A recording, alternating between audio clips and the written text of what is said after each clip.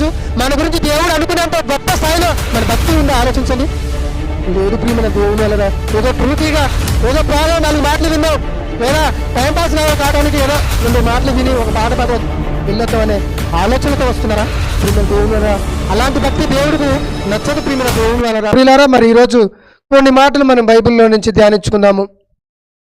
ప్రియమైన దేవుని వలరా, ఈరోజు మనుషులలో దేవుని భయం అనేది ఉన్నదా అనేది మనం ఆలోచించబోతున్నాము. ఈరోజు మానవులలో దేవుని యొక్క భయం అనేది తగ్గిపోవడం మనం చూస్తూ ఉన్నాము. ఏమండి, మనుషులకు దేవుని భయం లేదు, కానీ భూమి మీద ఉన్న కొన్ని జంతువుల గురించి మాత్రం భయం కలిగి ఉంది కదండి. మనుషులు కనబడని దేవునికి భయపడరు, కానీ కనబడే భూమి మీద ఎన్నో జంతువులు ఉన్నాయి, వాటన్నిటిని చూస్తే భయం. ఏమండి, ఒక పులిని చూస్తే మనిషి భయపడిపోతాడు, అది ఎక్కడ మీద పడిపోయి కరిచేసిద్దో చంపేసిద్దో అని ఒక భయం. అలాగనే ఒక పావును చూస్తే కూడా మనిషికి భయం. అదంటే ఎందుకు అంత భయం? అది ఆడ వచ్చి కాటేసిద్దో, ఈ ఆడ దాని యొక్క విషం ఎక్కి నేను చచ్చిపోతున్నానే ఒక భయం. మనిషి చివరికి చూడండి, ఒక దోమకు కూడా భయపడుతున్నాడు ఈరోజు మనిషి. ఆ దోమ ఎంత ఉంది చెప్పండి మనిషి చేతిలో? ఏమండి, 2 చేతులలో పడి చంపితే చనిపోయే దోమ కూడా ఈరోజు మనిషి భయపడుతున్నాడు. కానీ ఈరోజు దేవునికి భయపడుతున్నారా మనుషులు? భయపడట్లేదండి. ఒక దోమకు భయపడుతున్నాడు, ఒక ఈగకు భయపడుతున్నాడు, ఏమండి, ఒక జర్రుకు భయపడుతున్నాడు, ఒక తేలుకు భయపడుతున్నాడు, కానీ మనిషి దేవునికి మాత్రం భయపడలేకపోతున్నాడు.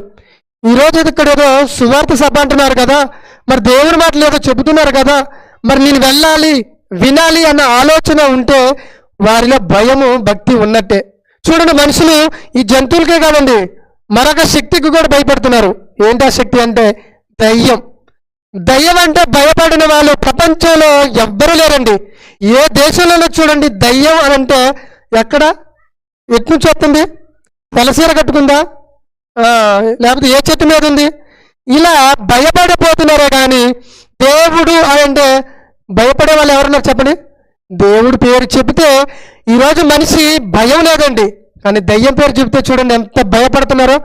చూడండి, మనుషులకు దేవుడు అంటే భయం లేదు, కానీ దయ్యానికి దేవుడు అంటే ఎంత భయమో బైబిల్ గ్రంథంలోకి ఒకసారి మనం వెళ్తాం ప్రియమైన దేవుని వలన.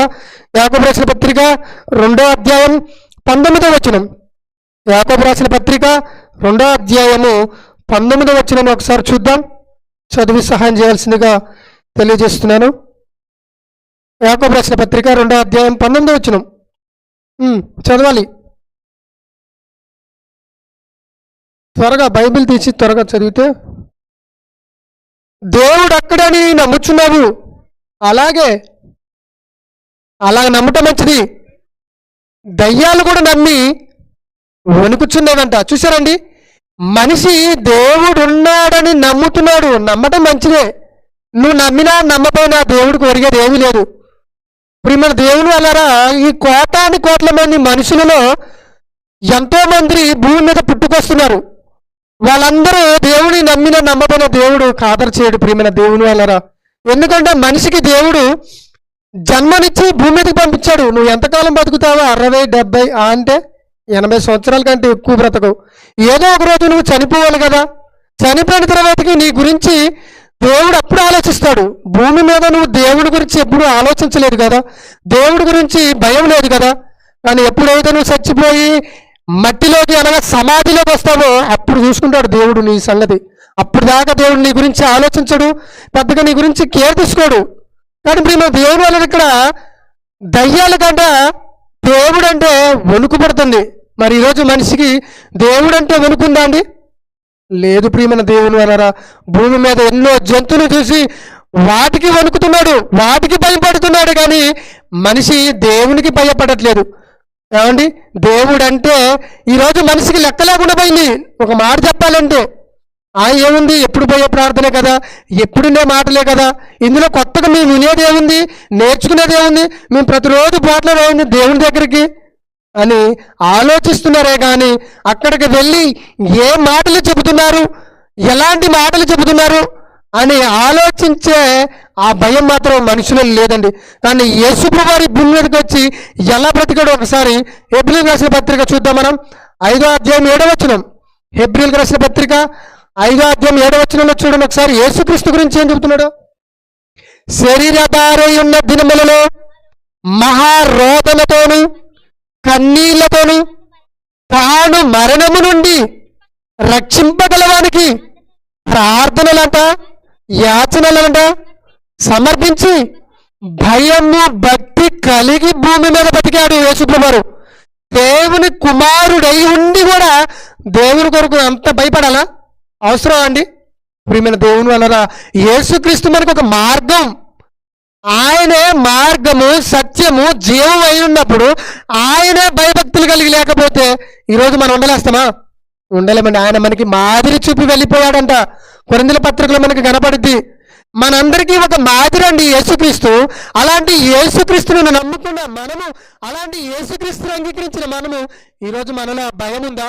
యేసుక్రీస్తు లాంటి భయం ఉందా? యేసుక్రీస్తు లాంటి భక్తి ఉందా అండి మనకి? ఈరోజు లేదు. ప్రియమైన దేవుని వల్ల మనుషులు ఏమండి ఎక్కువగా మనిషి మరొక మనిషికి భయపడుతున్నాడు. అవును కదండి. ఎవరికైనా అప్పిచ్చారనుకోండి 1,00,000 రూపాయలు, ఆ 1,00,000 రూపాయలు ఇచ్చిన దాకా భయం, గుండెలో భయపడుతుడు. ఈ మనిషి డబ్బులు ఇస్తాడా ఎగ్గొడతాడా అని చూసారండి. డబ్బుకి అంత భయపడుతున్నాడు. అవునా కదండి. ఒక స్థలాన్ని కూడా కబ్జా చేశారనుకోండి, దాని విషయంలో కూడా భయం. అంటే ఈరోజు మనిషి ప్రతి దానికి భయపడిపోతున్నాడు. కానీ దేవుడు అంటే భయపడే వాళ్ళు భూమి మీద కనబడట్లేదండి. ప్రియమైన దేవుని వారా, సరే దేవుని నమ్మని వాళ్ళని పక్కన పెట్టండి. దేవుని నమ్ముకున్నామని చెప్పుకున్న మనమైనా భయపడుతున్నామా? ఏ రోజైనా దేవునికి ఏమండి ఉదయం పూట కానీ నైట్ కానీ ప్రార్థన చేసుకుంటున్నామా? కృతజ్ఞతగా చెప్పుకుంటున్నా, తండ్రి రాత్రంతా నన్ను జ్ఞాపకం చేసుకున్నావు, నన్ను కాపాడావు, నన్ను రక్షించావని ప్రార్థన చేస్తున్నాడు. యేసుప్రభువు ఏం చేస్తున్నాడంట? ప్రతిరోజు ప్రార్థన చేస్తున్నాడు. ఎవరు? యేసుప్రభువు వెళ్లి కొండకి వెళ్ళి నైట్ ప్రార్థన చేసేవాడు. ఉదయం లేవగానే మళ్ళీ ప్రార్థన చేసుకొని సమాజ మందిరానికి వెళ్ళిపోయి వీధి సువార్త చేసేవాడు. ఈరోజు ఎవరు చేస్తున్నారండి సువార్త? ఎవరు భయపడుతున్నారండి దేవునికి? ఎవరు చెబుతున్నారండి ఆ దేవుని యొక్క మాటలు? చెప్పండి. ఉన్నతమైన మాటలు బైబిల్లో ఉన్నవి ఉన్నట్టుగా చెప్పి దేవుని వైపు నడిపించే ఆలోచన ఈరోజు మనుషులలో కరువైపోయింది. ప్రియమైన దేవుని వలన.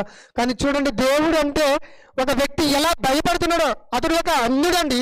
దేవుడు అంటే సరి అయిన జ్ఞానం లేని వ్యక్తి దేవుని కొరకు ఎంతగా భయపడుతున్నాడో ఒక మాట చూసుకుని మనం ముగింపులోకి వెళ్దాం. ఏమండి? అపోస్తుల కార్యాలయము 10వ అధ్యాయం మొదటి నుంచి చూడండి ఒకసారి. అపోస్తుల కార్యాలయము 10వ అధ్యాయం మొదటి నుంచి చూద్దాం ఒకసారి. ఇటీల పటాలం అనబడిన పటాలములో శతాధిపతి అయిన కొర్నేలు అని ఒక భక్తిపరుడు ఉన్నాడంట. ఏమండి? ఇక్కడ ఒక ఇటలీ అనే పటాలము, ఆ పటాలములో ఏమండి ఒక శతాధిపతి, ఏమండి ఆయన పేరు కొర్నేలు. ఈయన కొంతమంది సైనికుల మీద అధికారి. ఏమండి? ఇప్పుడు కానిస్టేబుల్ అందరి మీద, మీకు ఎగ్జాంపుల్, కానిస్టేబుల్ అందరి మీద ఒక ఆయన ఉంటాడు. ఎవరైనా? ఎస్ఐ గారు. ఏమండి? ఎస్ఐ గారికి ఏమండి ఒక ఆయన ఉంటాడు పైన. ఎవరైనా? డిఎస్పి కావచ్చు, ఎస్పీ కావచ్చు. అంటే వాళ్ళందరినీ నడిపించాలంటే ఒక నాయకుడు ఉండాలి. ఈయన కూడా ఒక నాయకుడు అయి ఉండి కూడా ఏమండి దేవుడు అంటే భయం కలిగి బతుకుతున్నాడు. నాయకుడు అయిన ఆయన దేవునికి భయపడి బతుకుతున్నాడు. చూసారండి? ఆయన అంతా డబ్బున్న ఆయన కావచ్చు అండి, ఒక అధికారం కలిగిన ఆయన. ఈరోజు మనకి అధికారం లేదు, సరి అయిన ఏమండి డబ్బు లేదు, అయినా కానీ దేవుడు అంటే భయం ఉందండి.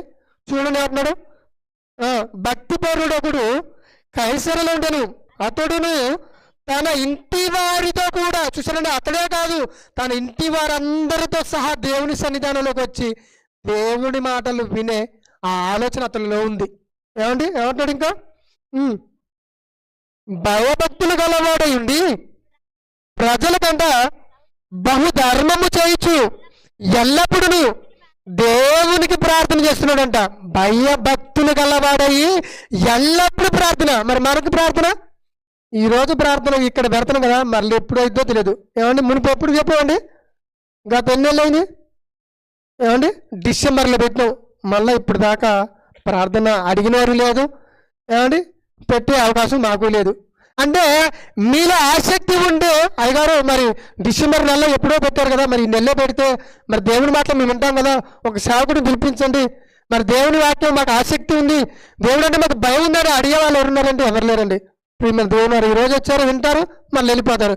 మీ పనులు మీవే. అంటే ఇక దేవుడి భయం ఏడున్నట్టు మీకు ఉందా? ఇప్పుడు మేము దేవుని భయం మనుషులలో లేదండి. ఏమంటున్నాడు ఇంకా చూద్దాం. 4వ వచనం. పగలు ఇంచుమించు 3 గంటల వేళ దేవుని దూత అంటే అతని ఎదుకు వచ్చి కొర్నేలి అని పిలుచుట దర్శనమందు తేటగా అతని కనబడను. అతడు దూత వైపు తేరి చూచి భయపడి ప్రభువా ఏమని అడిగను. అందుకు దూత నీ ప్రార్థనలు నీ ధర్మ కార్యాలు దేవుని సన్నిధానానికి జ్ఞాపకార్థంగా. ఏమండి మన జ్ఞాపకార్థం ప్రార్థన ఎప్పుడు పెడతాం? మనిషి చచ్చిపోయినాక. ఏమండి బతికుండా వారిని పెడతారండి జ్ఞాపకార్థ కోరికలు ఎవ్వరూ పెట్టరు. కానీ చూడండి ఈ కొర్నేలనే భక్తుడు ఆయన చేస్తున్న ప్రార్థనలు ధర్మ కార్యాలంట దేవునికి జ్ఞాపకం చేస్తున్నాయంట. ఏమండి చూసారండి ఆయనలో ఉన్న భక్తి దేవునికి గుర్తు చేస్తున్నాయి. ఇదిగో కొర్నేలు నీ యొక్క భక్తి, నీ యొక్క ప్రార్థన, నీ యొక్క ధర్మ కార్యాలు నన్ను గుర్తు చేస్తున్నాయి నాయన అని అతనికి తెలియజేయడానికి ఒక దేవదూతను పంపించాడు దేవుడు.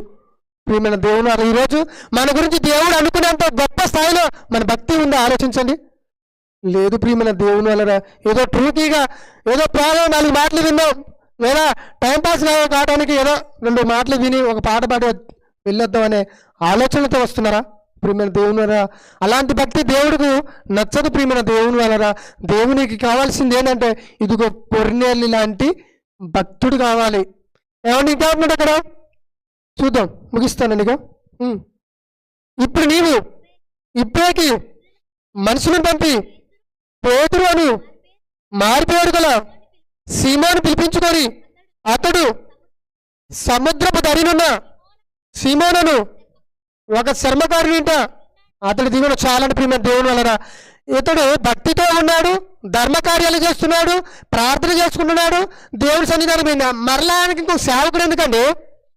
ఒక సేవకుడిని తన గ్రామానికి పిలుచుకుని తన పట్టణానికి పిలుచుకొని దేవుని మాటలు వినాలని ఆసక్తి చూపిస్తున్నాడు. చూసారండి? మరి ఈరోజు మనకుందా ఒక సేవకుడిని మన గ్రామానికి పిలుచుకొని దేవుని యొక్క మాటలు మనం విందాం, మనం వాటి కొరకు బ్రతుకుతాం అనే ఆలోచన ఉందా ఈరోజు మనుషులలో? లేదు ప్రియమైన ఒక అధికారి అయి ఉండి కూడా చూడండి ఏమంటే పేతురు గారు కనపడంలో ఆయన ఎలా మరి ఏమంటే సమాధానం చేస్తున్నాడు చూడండి ఒకసారి. 25వ వచనం, 25వ వచనం. పేతురు లోపలికి రాగా ఆ కొర్నేలు అతని ఎదుర్కొని అతని పాదల మీద పడి. చూశారండి? ఒక అధికారి అయి ఉండి ఏమండి ఒక సాదాసీద మనిషి మీద బోర్ల పడిపోయి నమస్కారం చేస్తున్నాడండి. అంటే ఒక దైవజనుడు అంటే ఎంత భయం అండి. ఈరోజు దైవజనుడు అంటే భయం ఉందా మనుషులకు? దైవజనుడు ఏదన్నా చెబితే విందామన్న ఆలోచన మనుషులలో లేదు ప్రియమైన దేవుని వలన. ఒక దైవజనుడు దేవుని వాక్యం చెబుతుండే శ్రద్ధగా విందాం, ఆలకిద్దాం, మార్చుకుందాం, కుటుంబంతో సహా దేవుని సన్నిధానికి వెళ్తామన్న ఆలోచన ఈరోజు మనుషులలో లేదు ప్రియమైన దేవుని వలన. ఒక సేవకుని తన ఇంటికి పిలిపించుకొని దేవుని వాక్యాన్ని వినడానికి తన కుటుంబంతో సహా అంట. అక్కడ చదవండి, కుటుంబంతో సహా కూడుకుంటున్నారండి దేవుని సన్నిధానంలో. ఏమండి చదవండి ఇక్కడ 28 వచనం. అప్పుడప్పుడు అన్ని జాతి వారితో సహవాసం చేయటి అయినను అట్టి వానిని ముట్టుకొనిటైనను యూదులకు ధర్మము కాదని అయితే ఏ మనుషుడును నిషేధింపదగిన వాడు కాదండి. ఆ కాలంలో అన్య జనుల దగ్గరికి వెళ్ళే అవకాశం లేదండి యూదులకు. ఓన్లీ యూదులు మాత్రమే దేవుడి సన్నిధానికి వెళ్ళి దేవుడి యొక్క మాటలు వినేవాళ్ళు. కానీ దేవుడు అన్యజనులు కూడా అవకాశం ఇచ్చి వాళ్ళు కూడా రక్షణ పొందాలి, వారు కూడా నా మాటలు వినాలన్న ఆలోచన ఏమండి పేతురు గారిలో పుట్టించిండు, అలాగనే కొర్నేలు గారిలో కూడా పుట్టించిండు. అందుకనే దేవదూత కొర్నేలు దగ్గరికి పంపించి ఇదిగో ఇప్పటికే మనుషులను పంపించు, అక్కడ పేతురు అనే మనిషి ఉన్నాడు, అక్కడికి దైవజనుడు అక్కడికి పంపించి నీ యొక్క గృహాన్ని పిలుచుకొని నువ్వు దేవుని యొక్క మాటలు విని నీ ఇంటి వారంతా రక్షణ పొందాలనే అవకాశాన్ని దేవుడు కల్పించాడు. ప్రియమైన దేవుని వలన ఈరోజు మరి దేవుని యొక్క సేవకుడు నా యొక్క ఇంటికి రండి, ఈరోజు మా ఊరు రండి, మా యొక్క గృహంలో మరి దేవుని యొక్క మాటలను చెప్పండి, మేము వింటాము, మా కుటుంబంతో మారుతాము, దేవుని కొరకు ఉన్నతంగా బ్రతుకుతామన్న ఆలోచన ఈరోజు మనుషులలో లేదు. ప్రియమైన దేవుని వల్ల క్రైస్తవులుగా పేరు పెట్టుకున్నామే కానీ దేవుని యొక్క మాటలు విని బ్రతకాలనే ఆలోచన ఈరోజు మనుషులలో లేదు. మనుషులు భూమి మీద ఉన్న ఈ చిన్న చిన్న వాటిని చూసి భయపడుతున్నాడు కానీ దేవునికి భయపడే వాళ్ళు కరువైపోయారు. కాబట్టి ప్రియమైన దేవుని వారరా ముఖ్య సందేశాన్ని మరి అన్నయ్య గారికి ఇద్దాం. కలుముసుకుని ఒక ప్రార్థన చేసుకుందాం. ప్రార్థన. ప్రేమ నమ్మకం కలిగిన మా గొప్ప దేవానికి వందనాలు, స్తోత్రాలు తండ్రి. ఈరోజు మా గ్రామానికి నాయన నీ సేవకుడు మరి దర్శించిన విధానం బట్టి వందనాలు తండ్రి. మరి మా గ్రామంలో మరి సువార్త చేద్దామని మరి అడిగినప్పుడు నువ్వు ఓకే చేసి మరి నీ సేవకుని మా గ్రామానికి పిలుచుకొని మరి మరి నాయన ఈ గ్రామంలో నీ యొక్క దాసుడి ద్వారాగా మరి మంచి మాటలు మాకు వినిపించడు తండ్రి. మరి ఇప్పటి వరకు నీ మాటలను తెలియజేశాను. నీ పిల్లలు విన్నారు నాయన, జ్ఞాపకం చేసుకుని వారొక హృదయంలో నూరంతలుగా ఫలింపజేయండి. మరి మీ దాసులు రామాబాణయ్య గారు కూడా మరొక సందేశాన్ని అందిస్తుండగా నీ కుమారుడికి తోడుగొండి మంచి విషయాలను మాకు తెలియజేయమని యేసుక్రీస్తు నామములో ప్రార్థన సమర్పించుకున్నాం తండ్రి. ఆమేన్.